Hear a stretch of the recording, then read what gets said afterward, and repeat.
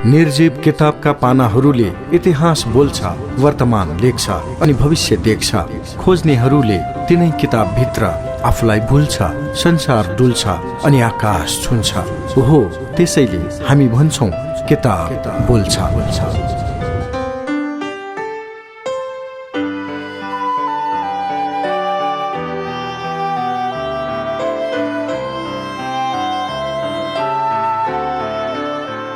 नमस्कार, स्वागत छ कार्यक्रम किताब बोल्छ।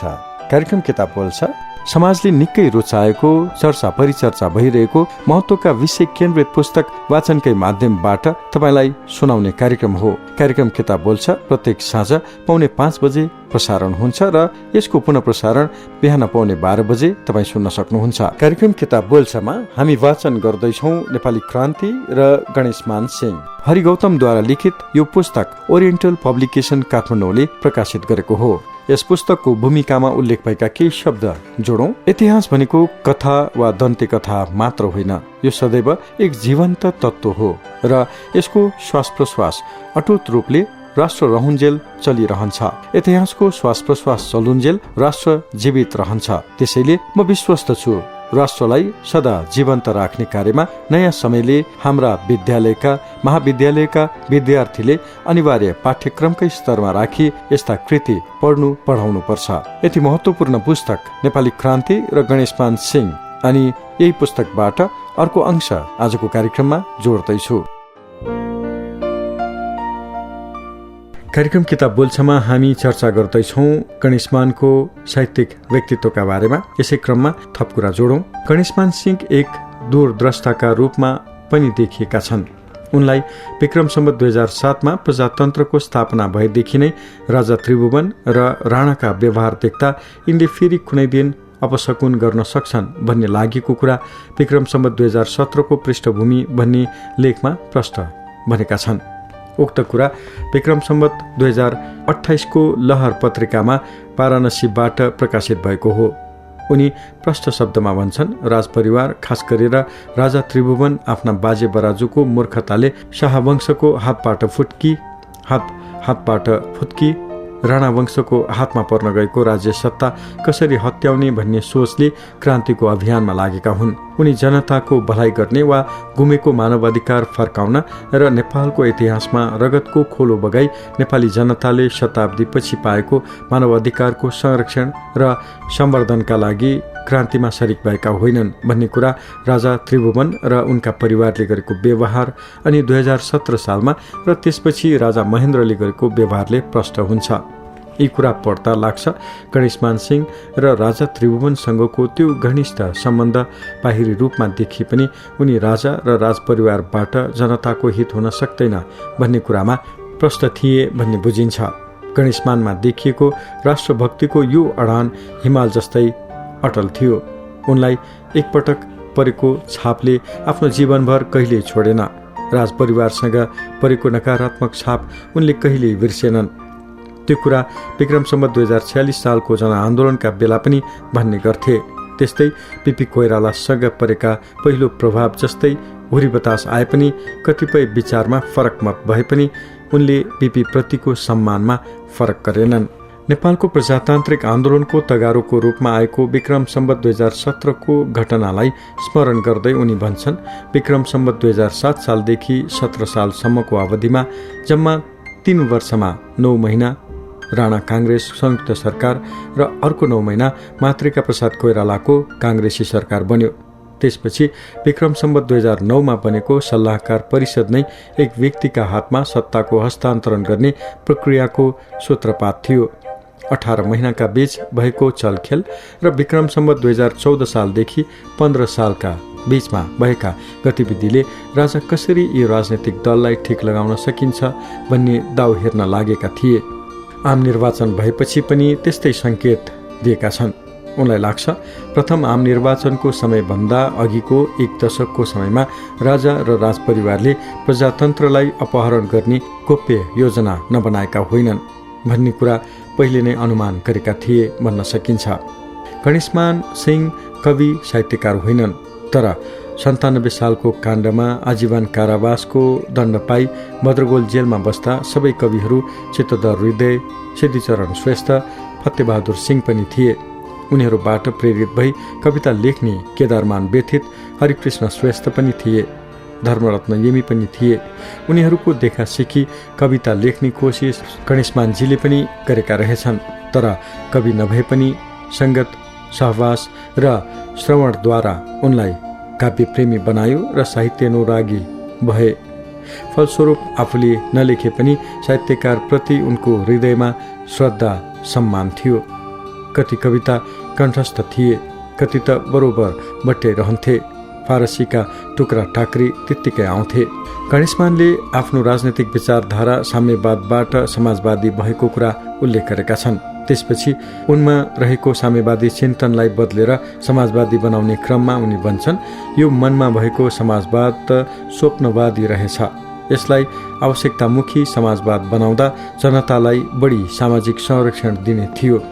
जहाँ जनताले सामाजिक सुरक्षा, आर्थिक तथा राजनैतिक स्वतन्त्रता प्राप्त गर्न सक्छ भन्ने लागेर म समाजवादी भएँ। वास्तवमा समाजवाद भनेको त अहम ब्रह्मास्मि भने जस्तै पो रहेछ।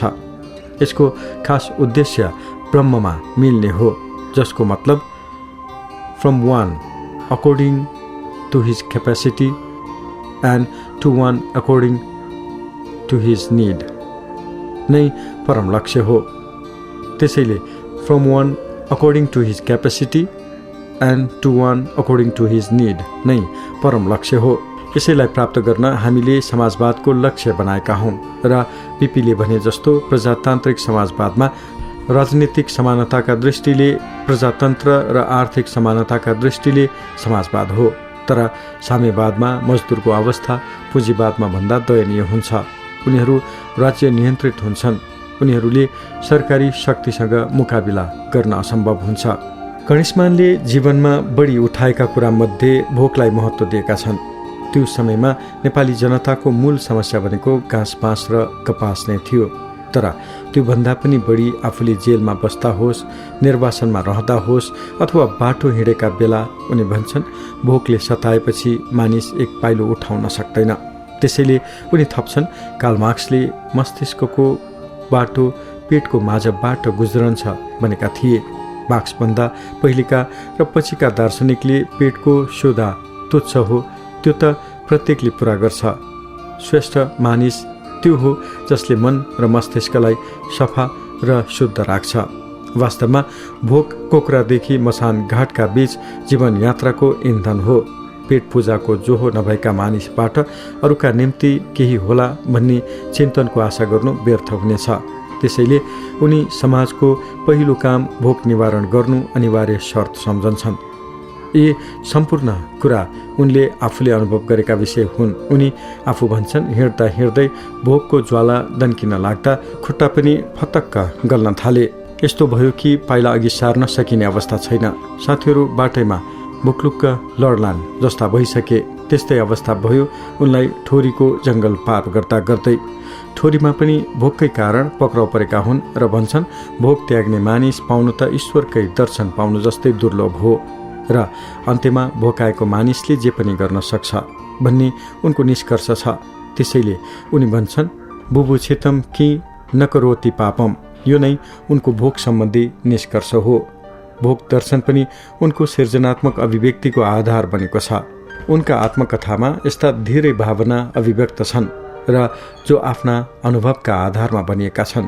उनको पेटको क्षुधा मात्रै होइन, ज्ञानको लागि पनि त्यत्तिकै तल्लीन भएको थाहा पाइन्छ। उनलाई ज्ञानको तिर्खा सिद्धिचरणले जगाइदिएका हुन्, किनकि उनीहरू जेलमा सँगै बसेका थिए। गणेशमानलाई सिद्धिचरणका कतिपय कविता कण्ठ थिए। जेलमा सँगै बसेका हुनाले गणेशमान सिद्धिचरणबाट धेरै प्रभावित भएर होला उनको निधनमा धेरै भावविह्वल भएको उनको जीवनमा पहिलो पटक देखेको कुरा डाक्टर भट्टराई बताउँछन्। गणेशमान कुनै पनि विषयलाई कसरी प्रस्तुत गर्ने भनेर खुब ख्याल गर्दथे। आफ्ना भनाइलाई हास्य व्यङ्ग्यका मसला मिलाई गम्भीर किसिमले चोटिलो रसिलो पारेर प्रस्तुत गर्दथे। कुनै बेला व्यङ्ग्य बाण आफैतिर हानिएका हुन्थे। कहिले काठमाडौँवासीमा खनिन्थे, उनका रचना विचारमुखी देखिन्छन्। जुनसुकै रचनाले केही न केही सन्देश दिएकै हुन्छ। त्यसपछि उनले भाषणका क्रममा भनौँ वा लेखनमा उखान टुक्का र सुक्ति प्रयोग गर्ने बानी थियो। त्यति मात्र होइन, संस्कृतका श्लोकहरू पनि उनलाई कण्ठ थिए। जस्तै सुच्चाग्रणैव दास्यामी बिना युद्धे न केशव, दाल में कुछ काला है, सब दिन हो त न एक समान, कागलाई बेल पाक्यो हर्ष न विस्मात, आफू त महादेव उतानो टाङको डेलावर, बडी दुकान की फिकी पकवान, डुब्तेको तिनके सहारा, चोरको डाको ठुलो, हुने बिरुवाको चिल्लो पात जस्ता उखान टुक्का श्लोक गीताका सुक्ति उनलाई मुखाग्र थिए। भाषणका क्रममा उनी उखान कविता जोडेर मात्रै बोल्ने गर्थे। गणेशमान सिंहको विचार सम्बन्धी अध्ययन गर्दा उनको जीवन भोगाइ नै प्रमुख विचार हुन्। गणेशमान भागेर हिँड्दा बाटामा आफू पास बसेका गाउँको जनजीवनलाई र उनीहरूका दुःख सुखको अनुभव गरेरै आफ्नो जीवन दर्शन समाजवादी बन्न पुगेको बताउँछन्। कुनै राजनैतिक सिद्धान्तका आधारमा उनी समाजवादी भएका होइनन्। उनलाई थाहा थियो कम्युनिस्ट पार्टीले सञ्चालन गरेको सरकार पोलिट ब्युरोबाट सञ्चालित हुन्छ। पोलिट ब्युरो भनेको एउटा जारशाही भन्दा पनि खतरा हुन्छ भन्ने उनलाई थाहा थियो। तर मल्टिपार्टी सिस्टममा जनताले खुल्ला रूपमा चुनिएका जनताका प्रतिनिधि शासक हुन्छन्। त्यसैले उनी प्रजातान्त्रिक समाजवादमा लागेका होलान्। गणेशमान सिंहका सृजनात्मक अभिलेख हेर्दा 3वटा आत्मकथा कृति छन्। अन्तर्वार्ता र विचारसँग जोडिएको एउटा सिंगै किताब छ, जसमा उनका महत्त्वपूर्ण 18वटा निबन्ध संग्रहित छन्। उनका प्रत्येक रचनामा दर्शन र विचार घोलिएका छन्। प्रत्येक रचना राष्ट्रियतासँग सम्बन्धित छन्। अन्त्यमा गणेशमानको सिर्जनाका सम्बन्धमा कृष्णचन्द्र सिंह प्रधानका भनाइ राख्दै यो लेख टुङ्ग्याउँदैछु। लेखेर धेरै मानिस साहित्यकार भए र हुन्छन् पनि, तर थोरै लेखेर धेरै लेखकले हासिल गर्ने ठट्यौलो भाषा, प्रभावकारी सिप, शैली तथा साहित्यिक अभिव्यक्तिका सहृदयी स्रष्टा हुन् गणेशमान। यिनै गणेशमान सिंहमा भएका सृजनात्मक भावनालाई यहाँ जोड्ने प्रयास गरेको छु। कार्यक्रम किताब बोल्छ तपाईँ सुन्दै हुनुहुन्छ। कार्यक्रममा हामी नेपाली क्रान्ति र गणेशमान सिंह पुस्तक वाचन गर्दैछौँ। हरि गौतमद्वारा लिखित यो पुस्तक ओरिएन्टल पब्लिकेसन काठमाडौँले प्रकाशित गरेको हो। पुस्तकका शब्द लेखकको मात्र हामी वाचनको माध्यमबाट तपाईँसम्म पुर्याउँदैछौँ। पुस्तकको अर्को अंश सुनाउन भोलि तपाईँसँग फेरि पनि भेट्नेछु। आजको लागि प्राविधिक सहकर्मी रेहन महर्जनलाई धन्यवाद दिँदै म सुरज वीर बज्राचार्य पनि छुट्टिन्छु। नमस्कार।